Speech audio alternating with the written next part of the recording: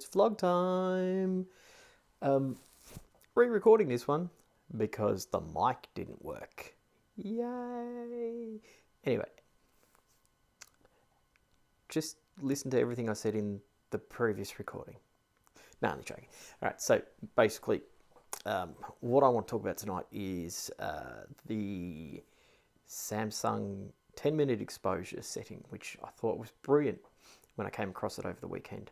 I'm like, oh, 10-minute exposures, yay, this would be cool. I'll hook it up to the telescope, I'll do 10-minute exposures. I'll use the intervalometer app that I mentioned the other day that I came across, which is really good, except for when you're doing 10-minute exposures. If I'm doing 30-second exposures, works wonderfully well. Not a problem, just goes click, click, click, click. But I don't want 30-second raw data, because I can get 55 using the Deep Sky camera app. Anyway, last night and tonight I tested the 10-minute exposure using the intervalometer to try and get it to click after 10 minutes, to click again, take another photo, so that I could just let it run for like 3 hours and do 3 hours worth of 10-minute exposures and then stack those and see what it came out like. But I hit a bit of a snag last night in that I did a 10-minute run using the intervalometer, waiting for it to click over to the next image, and it didn't do it. And I spent probably, well, up until about, I got back from telescope training, because I was at telescope training last night, about 10 o'clock-ish, set up, and I think by the time 1:30 hit, and yes, I missed the big friggin' space junk thing that went overhead. I walked inside a couple of minutes before it went overhead and didn't come back out for like another 10 minutes because I was waiting, when I should have sat outside and watched it fly overhead, because that would have been freaking cool. Anyway, back to what I was talking about, because, you know, I get sidetracked and shit. I was up to about 1:30 trying to get it to work, and it just wouldn't do it. It would take the first exposure, click over 10 minutes, stop the exposure, click 2 more seconds, and then go, oh, I'm going to take the next shot. And the intervalometer would think it's taking the next shot, but the camera wasn't actually taking another shot, which was very frustrating. So today I sat it in on the desk and I tested it, and guess what? It worked. No problems. So I thought, oh, cool, I'll try it again tonight. And I'm trying it again tonight, and the same thing happened. Same issue. Just stopped after the first shot. Wouldn't, even though it thought it was still taking another shot, it actually wasn't. Just stopped. Decided, no, I'm not doing this. So my arm's getting sore from holding the camera.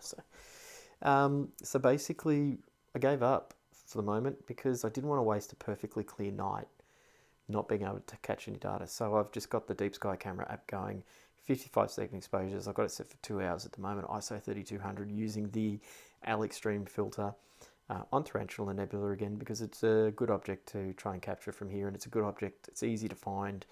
I don't have to worry about meridian flips and stuff like that because of where it's positioned at the moment. So I can just literally just let the scope go and just test settings, which is what I'm doing. Not giving up completely though. I'm not going to waste Saturday night at Deep Sky section meeting practicing it though. I'm just going to use the Deep Sky camera app because I don't want to lose a night of clear skies. But when I get back to Melbourne, I'm going to keep trying. I mean, even later this week, if it clears up, I will keep trying the 10-minute exposures, just mucking around with settings. Hopefully I work out what the issue is. But at the moment, it just looks like they don't want to talk to each other when it's a 10-minute exposure. Whether one of them's going to sleep or not, I'm not sure. Got to work that out.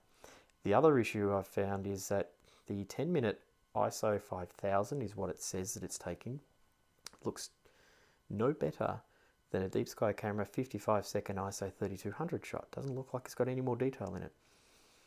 I'm not sure whether that is just like a limitation on the camera, which on the phone, I don't think it is.